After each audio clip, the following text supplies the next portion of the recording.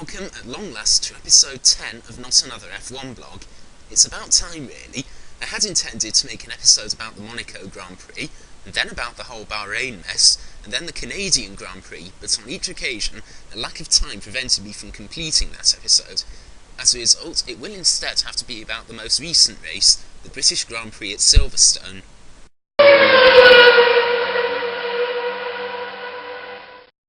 Fernando Alonso took Ferrari's first race win of the season, with the Red Bull duo rounding off the podium. Sebastian Vettel in second place led home Mark Webber in third place. Overall it was an exciting race, but it certainly wasn't without incident. Even before the race started, there was controversy as a row between the FIA and the teams over the legality of off-throttle use of blown diffusers continued well into the race weekend, only for them to eventually decide just to go back to what they had in Valencia anyway.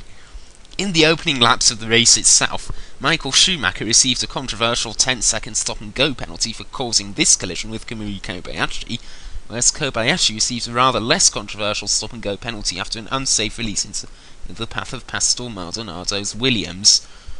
However, by the end of the race, all of this was forgotten, as the subject of team orders reared its ugly head once more.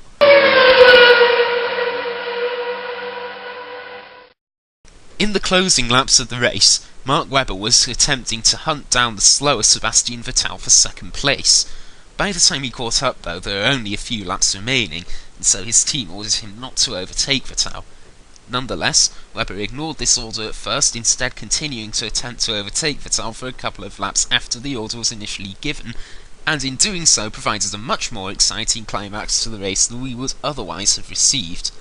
Personally, I wasn't surprised by this, and to see why, let's go back to something I said in episode 5. So, what about the response from the other teams?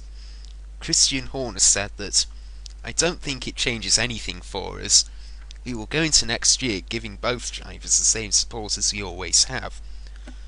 The important thing for us is that it is what they do on the track. We gave both drivers the very best we could this year, and that is the way we will go into next year." From this, it's been inferred that Red Bull won't be imposing any team orders. However, Horner didn't explicitly say that. What possible wriggle room has he left for himself from Red Bull next year? Well, first of all, in that short passage he used the words "go into next year" on 2 occasions. Cynics will note that as long as the drivers receive equal treatments at the start of the season, Red Bull's driver policy will be completely in line with what he's said here, regardless of what happens later in the year. He hasn't ruled out favouring one of his drivers later on. Secondly, while Horner was outspoken about his stance against team orders last year, he is also calling for people to look at what exactly constitutes a team order.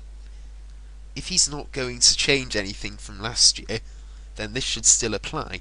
And so if Red Bull do anything controversial next year to favour one of their drivers, it could simply be billed as team strategy. As it turns out, I was right on both counts. Not only did Red Bull use team orders later in the season, but they tried to spin it as something other than a team order, with Christian Horner instead referring to it as a team result. Personally, I saw nothing wrong with the use of team orders under these circumstances. In my opinion, it was nothing more than an entirely justifiable attempt to protect the team. They were at the very end of the race, and at that point, it really wasn't worth the risk of the 2 cars going off into the barriers, and thus losing a very respectable haul of points. Had the positions been reversed, and the team had instructed Webber to let Vettel through, then I would have had a problem, as that would have shown something more than a desire to protect the team, namely a desire to manipulate the results to the advantage of one driver over another. Although, again, I can understand this under certain circumstances, this would not have been one of those circumstances, as Vettel had such a massive lead in the championship anyway, and in any case it's never something that I really want to see. However, as it is, I think a lot of people have been overreacting to what was a perfectly reasonable measure that I am fairly sure was not an attempt to show favouritism towards Vettel, and especially those who were suggesting that Horner should have been sacked over this. I think they were way overreacting to it. What I did have a problem with, though, was Horner's attempt to spin it as a, quote, team result, unquote. As I said, I feel that the use of team orders was justified by the circumstances, but none of that changes the fact that Red Bull used team orders. It doesn't matter whether they're protecting the team, or whether it is a part of their team strategy, they are still using team orders. I found Horner's attempt to pass them off as something else to be rather weak, but that is a consequence of making such statements against the very concept of team orders in the first place. It was easy to say things like that when team orders were prohibited, but regardless of this, there are circumstances under which they are appropriate.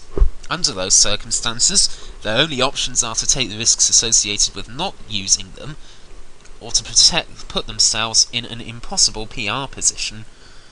Either way, publicly adopting such a strong opposition to team orders was not a great idea to begin with. Red Bull had backed themselves into a corner, and it was only going to be a matter of time before something like this happened. I'll see you again for episode 11. Until then, though, that's it. Have a nice day.